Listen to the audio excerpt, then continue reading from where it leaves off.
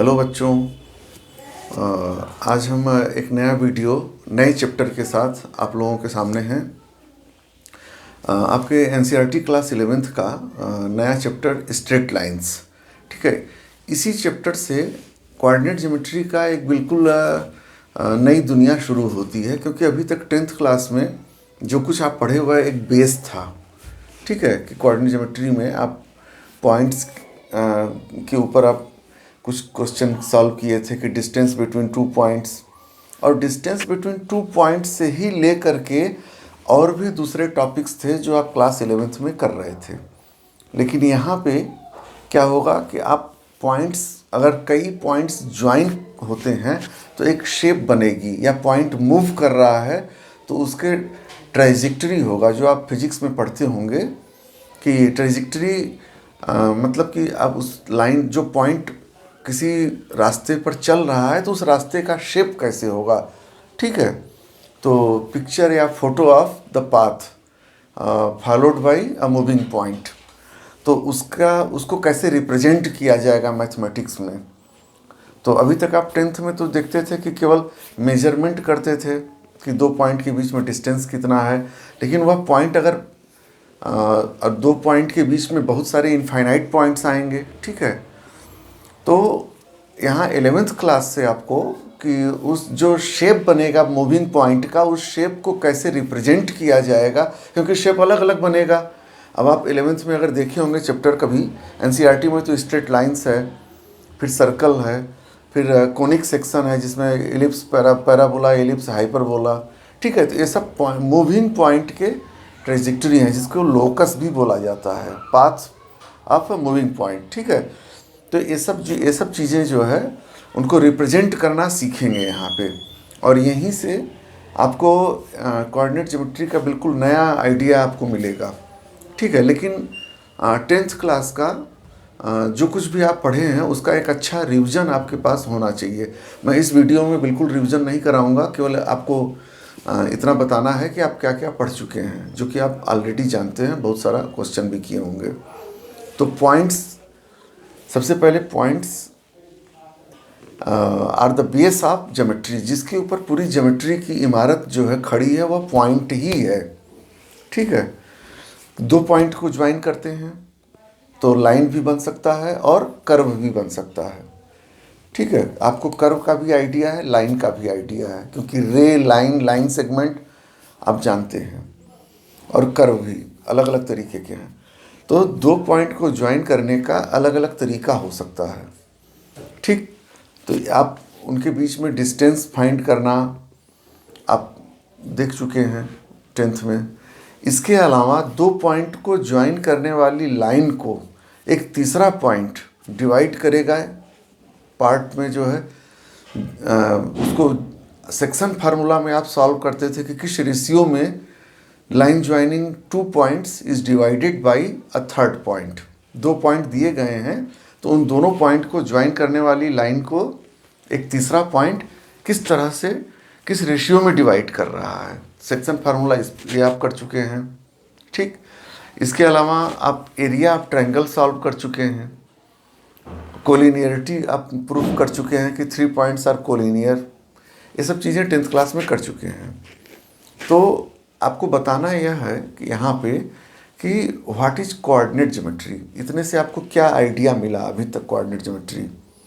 9th से पहले जो कुछ भी आप, कोऑर्डिनेट ज्योमेट्री नाम का कोई टर्म नहीं था, केवल ज्योमेट्री था, जिसमें line, angle, triangle, quadrilateral, parallelogram, different types of, तो ये सब आप पढ़ते थे। लेकिन 9th में जब आए तब इंट्रोड्यूस होता है कोऑर्डिनेट ज्योमेट्री, जिसमें आप एक पॉइंट को रिप्रेजेंट करते हैं। ठीक है, तो कोऑर्डिनेट ज्योमेट्री क्या है? Study of geometry by means of algebra, this is coordinate geometry. मतलब ज्योमेट्री की स्टडी यूजिंग अलजेब्रा, अलजेब्रा को इस्तेमाल करके ज्योमेट्री को स्टडी करना, that is coordinate geometry. And in coordinate geometry we generally take a point or different points, and what is the address or the identification of any particular point, the coordinates। जो किसी point का coordinate है वही उस point का पता है, locate कराते हैं हम एक्स वाई कोऑर्डिनेट में। रेक्टेंगुलर कार्टेशियन सिस्टम हमारा जो स्टार्टिंग चैप्टर में जो सेट थ्योरी पढ़ा रहे थे उसमें कार्टेशियन प्रोडक्ट जब आया था तब मैं आपको बताया था कि रेक्टेंगुलर कोऑर्डिनेट सिस्टम और कार्टेशियन प्रोडक्ट में जो कार्टेशियन प्लेन है उसमें क्या उसका मतलब होता है। तो यहाँ पे अगर मान लीजिए कोई पॉइंट है, जैसे ब्लैक बोर्ड आपका है इतना बड़ा, और यहाँ पे कोई पॉइंट हम लोकेट करा दें, जैसे मान लीजिए ये पॉइंट है, ये पॉइंट, तो इस ब्लैक बोर्ड की पोजीशन इसके रिस्पेक्ट में क्या है, क्या बताया जाए कि ये आइडिया लग जाए कि यह पॉइंट यहाँ पे है। तो उसके लिए ये इंटरसेक्टिंग पॉइंट एक वर्टिकल लाइन और एक हॉरिजॉन्टल लाइन को इंटरसेक्ट हो रही है यहाँ पे, तो इसको हम ओरिजिन बोलते हैं। तो ओरिजिन के रिस्पेक्ट में इसकी पोजीशन, तो यह हमारा एक्स एक्सिस हो जाता है हॉरिजॉन्टल और वर्टिकल हमारा वाई एक्सिस। तो इस तरह से यह कुछ ऐसा होता है। आपको पता है, आप जानते हैं कि इसको एक्स एक्सिस एक्स डैश और इसको वाई डैश, और यह पॉइंट पी है। तो इसको लोकेट कराते हैं तो एक्स वाई कोऑर्डिनेट इस पॉइंट का एड्रेस होता है। ये सब चीज़ें आप जानते हैं। अब देखिए यहाँ पे स्ट्रेट लाइंस की पहले डिफिनीशन देख लीजिए, कैसे डिफाइन करेंगे, उसके बाद हम स्ट्रेट लाइन से रिलेटेड जो कुछ टर्मिनोलॉजीज़ हैं उनको एक्सप्लेन करेंगे, उनका क्या मतलब होता है। तो स्ट्रेट लाइन की जो डिफिनीशन की बात है, तो it is a curve. Straight line भी एक कर्व है। In the language of coordinate geometry you can say that straight line is also a curve. अब आप कहेंगे कि ये तो बड़ी अजीब बात है कि straight line is never curve. आपके दिमाग में एक आइडिया था, लेकिन यह कहा जाएगा जैसे you including myself are animal, social animal. अब आप कहेंगे एनिमल मतलब, क्योंकि बायोलॉजिकली हम लोग डिफाइन किए गए हैं एनिमल में, तो उसी तरह से लाइन भी एक कर्व है, लेकिन उसके साथ कुछ कंडीशन है। कोई भी कर्व, जैसे अगर यह है तो ये लाइन नहीं है, तो उसके लिए कंडीशन क्या है, वो कंडीशन यहाँ है, such that if we consider line segment formed by joining any two points. पहले डिफिनीशन देख लीजिए, फिर मैं आपको फिगर बना के बता रहा हूँ इस डिफिनीशन का इंटरप्रिटेशन क्या हुआ। It is a curve such that if we consider line segment formed by joining any two points of the curve, then any point on this line segment must lie on the curve itself। कि अगर इस curve के ऊपर लाई करने वाले किसी दो point को अगर आप ज्वाइन करा दीजिए, तो जो लाइन सेगमेंट उनको ज्वाइन कराएगा कर्व के किसी दो पॉइंट को, तो उस लाइन सेगमेंट के ऊपर अगर कोई लाइन है तो वह कर्व के ऊपर भी होगा, तब उसको हम बोलते हैं स्ट्रेट लाइन। ऐसा कर्व है, ठीक है। अब इसमें देखिए इसका क्या मतलब हुआ। ए डिफिनीशन आप देख लीजिए, इसको चाहे तो आप नोट भी कर सकते हैं। इसका मतलब समझ लीजिए कि यहाँ पे इसका मतलब क्या हुआ।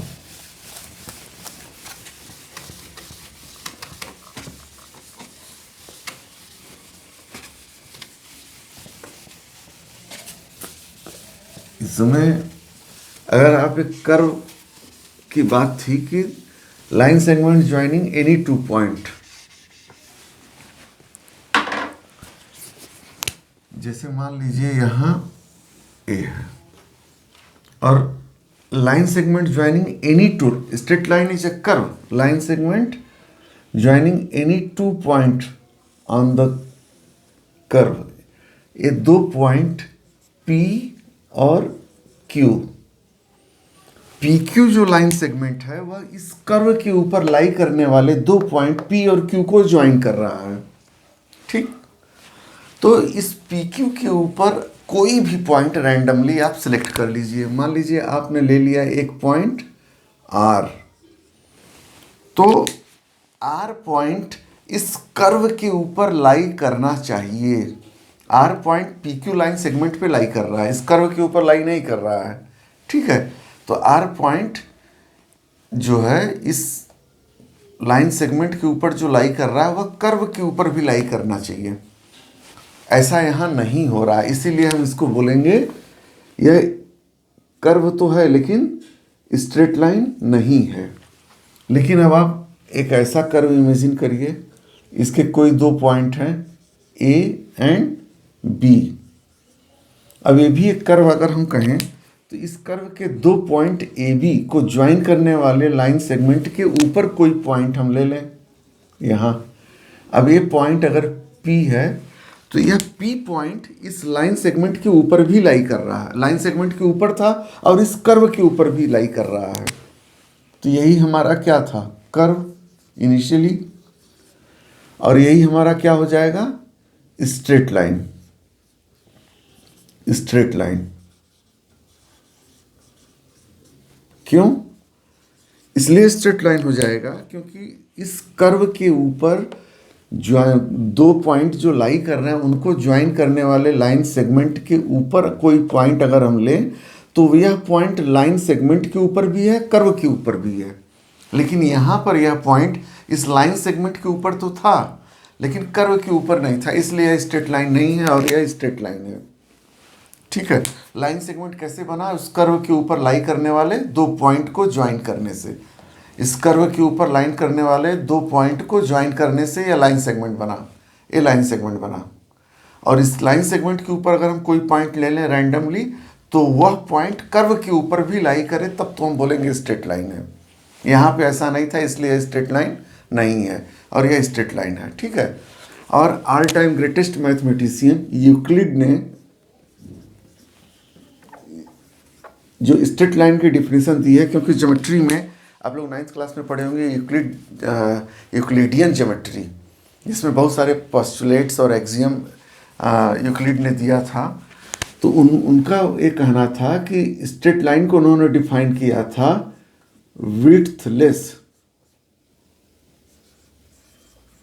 लेंथ,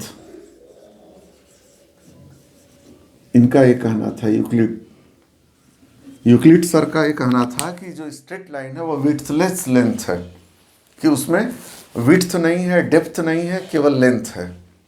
तो कई बार ऐसा भी डिफिनीशन मिलता है बहुत सारी बुक में कि एक कोऑर्डिनेट ज्योमेट्री का एक ऑब्जेक्ट है स्ट्रेट लाइन, और ऐसा ऑब्जेक्ट है कि जिसमें केवल लेंथ तो है लेकिन विड्थ और डेप्थ नहीं है। ठीक है, तो ये स्ट्रेट लाइन की डिफिनीशन हो गई। अब आप बताइए यहाँ कि जो जिसकी हमको ज़रूरत पड़ेगी और जिसके ऊपर आपका एनसीईआरटी का स्ट्रेट लाइन का फर्स्ट चैप्टर बेस्ड है। देखिए एनसीईआरटी में total there are 4 exercises, 10.1, 10.2, 10.3 and 1 miscellaneous exercise straight line के ऊपर। तो ये जो चारों एक्सरसाइज हैं इनमें मिला करके मुझे लगता है शायद 76 क्वेश्चंस हैं। ठीक है, तो जो फर्स्ट एक्सरसाइज है 10.1 उसमें बहुत कुछ आपको 10th क्लास के कॉन्सेप्ट काम आएंगे। तो डिस्टेंस फार्मूला आप जानते हैं कि कोई दो पॉइंट अगर है,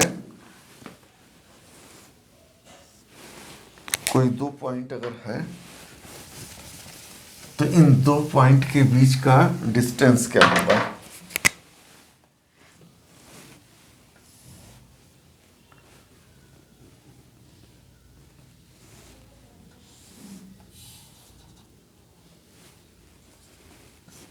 पी क्यू, इसके कोऑर्डिनेट अगर x1 y1 है और इसके कोऑर्डिनेट अगर x2 y2 है तो इनके बीच का डिस्टेंस क्या होगा। डिस्टेंस में साइन नहीं होता क्योंकि वह एक मेजरमेंट है, तो इसीलिए पी क्यू जो होगा वह हो जाएगा √x2 - x1 whole square plus y2 - y1 whole square, A P Q होता है। ठीक है, और इस डिस्टेंस फार्मूला पे भी एक से एक धुरंधर से धुरंधर क्वेश्चन है। ठीक है, अब इसके अलावा आप इस पे बहुत सारे क्वेश्चन आप किए होंगे क्योंकि कुछ क्वेश्चंस आपके फर्स्ट एक्सरसाइज के ऊपर बेस्ड हैं। और इसमें एक चीज़ और है कि जैसे इसके बाद एक होता है सेक्शन फार्मूला। ठीक है, सेक्शन फार्मूला में आप जानते हैं कि a line segment joining 2 points is divided by any third point. जैसे मान लीजिए यह एक यहाँ पे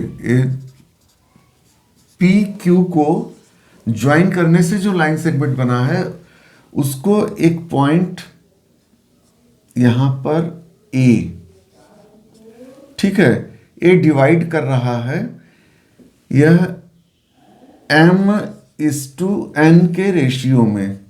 तो यहाँ से यहाँ तक ए m हो गया और यहाँ से यहाँ तक n हो गया, ठीक है, ए m/n। तो इसका मतलब कि AP/AQ is equal to m/n। तो देखिए ये जो पॉइंट है ए, यह पी क्यू के ऊपर लाई कर रहा है और इन बिटवीन पी क्यू है, तो इसलिए इसको बोलते हैं इंटरनल डिवीजन, ठीक है।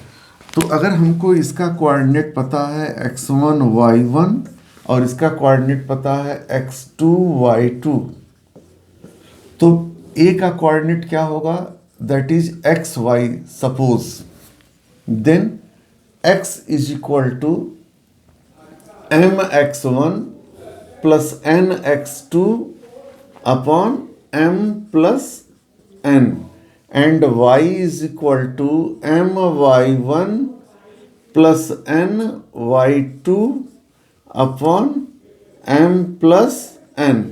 यह कोऑर्डिनेट होता है इसका सेक्शन फार्मूला जब इंटरनल डिवीजन होगा, ठीक है। और अगर मान लीजिए ऐसा भी हो सकता है कि यह पॉइंट अगर पी क्यू को प्रोड्यूस किया जाए तब कोई पॉइंट डिवाइड कर रहा है, ठीक है। जैसे मान लीजिए यह यहाँ पर एक हो गया लाइन और इसको जब प्रोड्यूस किया जाए, लाइन आपका मान लीजिए यहाँ पे पी और क्यू, ठीक है, और इसको प्रोड्यूस कर दीजिए आगे। तो मान लीजिए यहाँ पे ए है, ठीक, इसका कोऑर्डिनेट है x1 y1 और इसका कोऑर्डिनेट है x2 y2 और ए का कोऑर्डिनेट है x, y, ठीक है। और यह AQ इतना पूरा यह m है AQ और AP is m and AQ is n। A इतना मान लीजिए, A इतना, ठीक है। तो ये क्या होगा, इतना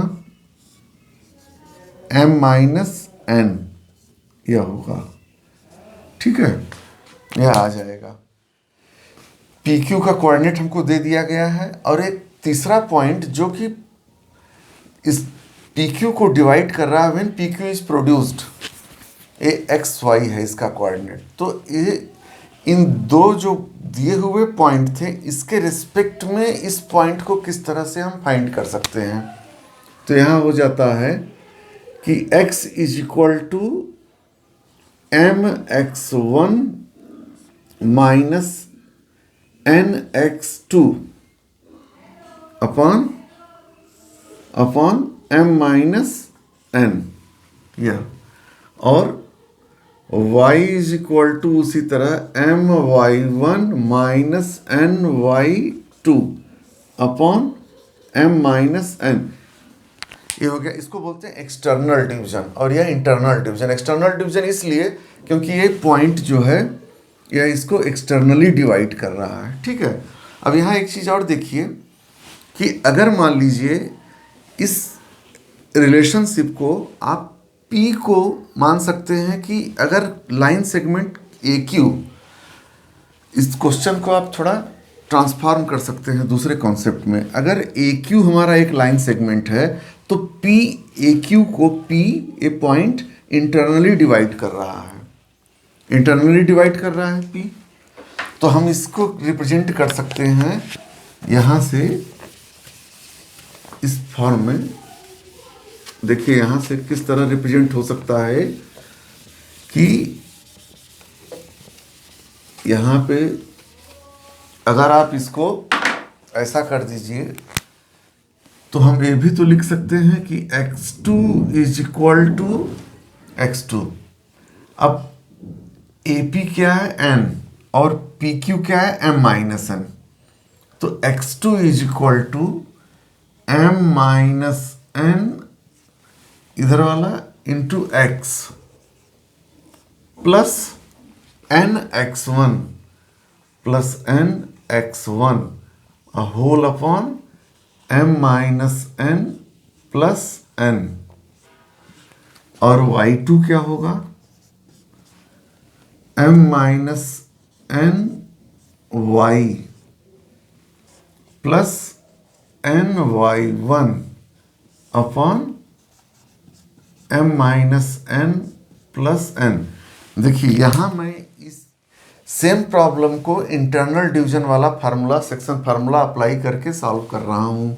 इंटरनल डिवीजन में क्या था, mx1 plus nx2 upon m plus n, और my1 plus ny2 upon my2 plus ny1 upon m plus n। तो यहाँ पे m की जगह पे क्या आ गया, m minus n।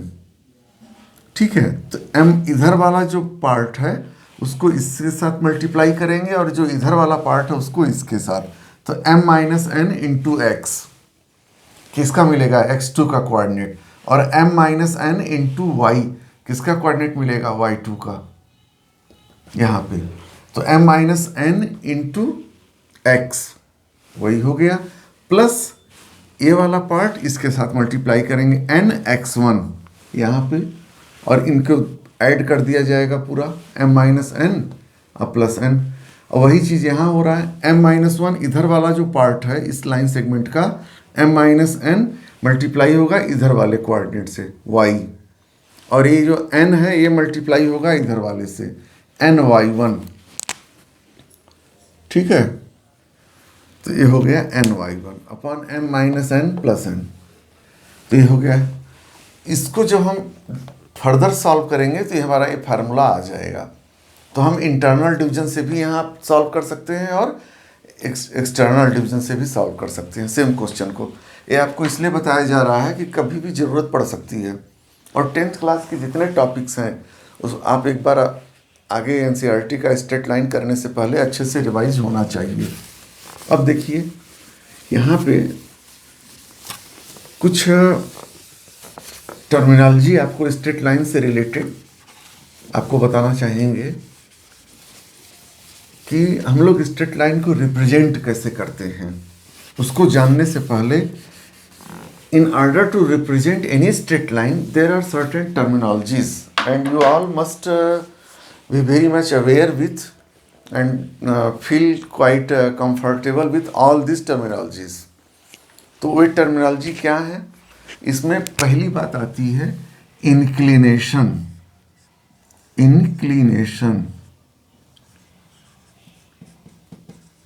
Inclination of a straight line.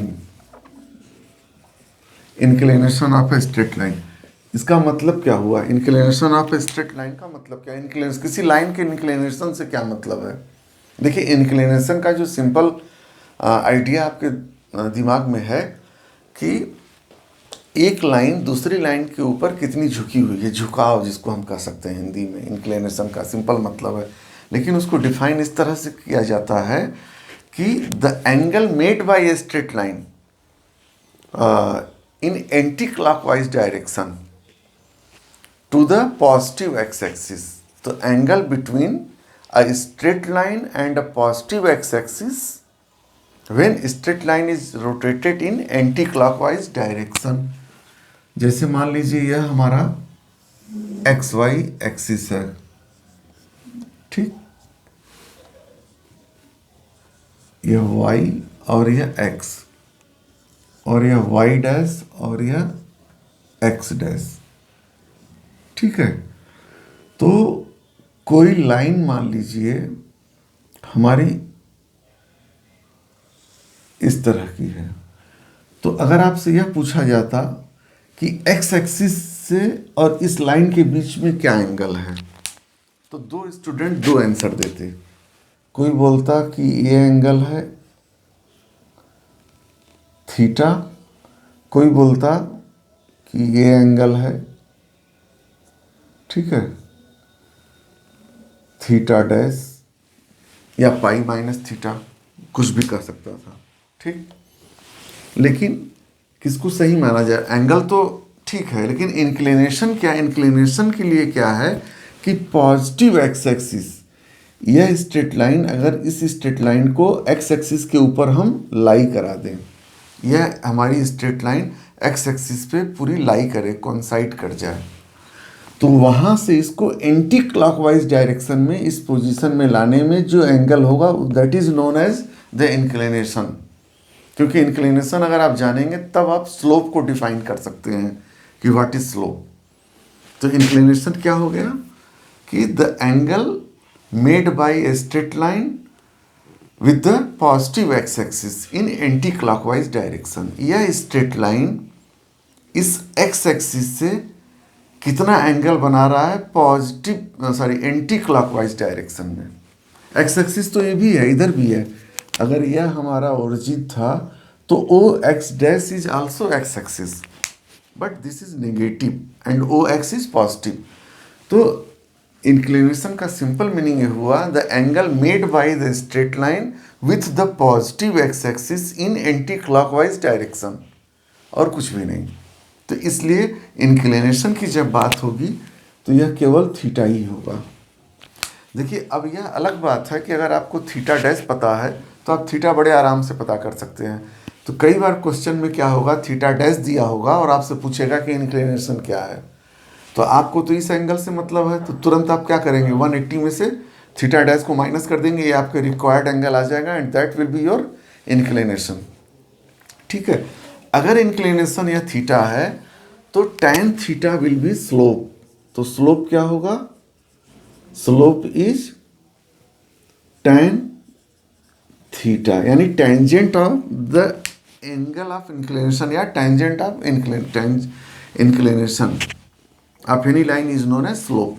अब अगर मान लीजिए आपसे यह कहा जाए कि वाई एक्सिस का इंक्लिनेशन क्या है, तो आपको पता है यह वाई एक्सिस है, यह, तो यह वाई एक्सिस इस पॉजिटिव एक्स एक्सिस से कितना एंगल बनाया, कितना एंगल बनाया, 90 डिग्री। तो inclination of Y axis is equal to, inclination of Y axis is equal to 90 degree. इसी तरह से स्लोप ऑफ वाई एक्सिस और इंक्लिनेशन ऑफ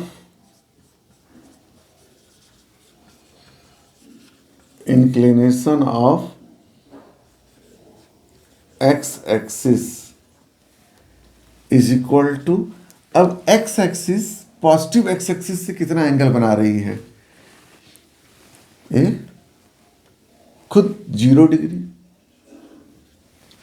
तो स्लोप ऑफ एक्स एक्सिस, देखिए वाई एक्सिस को हम लोग क्या कह सकते हैं, वाई एक्सिस का स्लोप क्या होगा, tan 90, क्योंकि डिफिनीशन क्या है, slope is tangent of the inclination. तो इसका मतलब tan 90 अगर हम कह देंगे that will be the slope of Y axis. और tan 90 आपको पता है कि नॉट डिफाइंड होता है, ठीक है। तो स्लोप ऑफ वाई एक्सिस और स्लोप ऑफ वर्टिकल लाइन, क्योंकि Y axis is vertical line, not defined,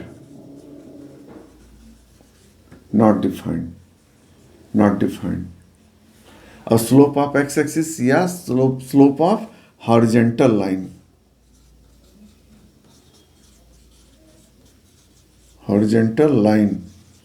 tan 0, और tan 0 क्या होगा, इज इक्वल टू 0, ठीक है। तो ये आपको समझ में आ गया होगा। अगर स्लोप नेगेटिव है, आपको पता है कि ट्रिग्नोमेट्री में आप जानते हैं ASTC, अगर स्लोप पॉजिटिव है तो इसका मतलब लाइन किस क्वाड्रेंट से जा रही है, तो लाइन इस तरह से जा रही है, ठीक। ओरिजिन से पास करते हुए फर्स्ट क्वाड्रेंट में हो सकती है और थर्ड में हो सकती है, क्योंकि tan फर्स्ट और थर्ड में पॉजिटिव है, ठीक है। लेकिन अगर लाइन इस तरह से है तो देखिए इसमें क्या होगा, यहाँ भी tan नेगेटिव और यहाँ भी tan नेगेटिव, तो लाइन सेकेंड और फोर्थ में है। ये आप समझ गए स्लोप के बारे में। और एक चीज़ और जानते हैं कि अगर मान लीजिए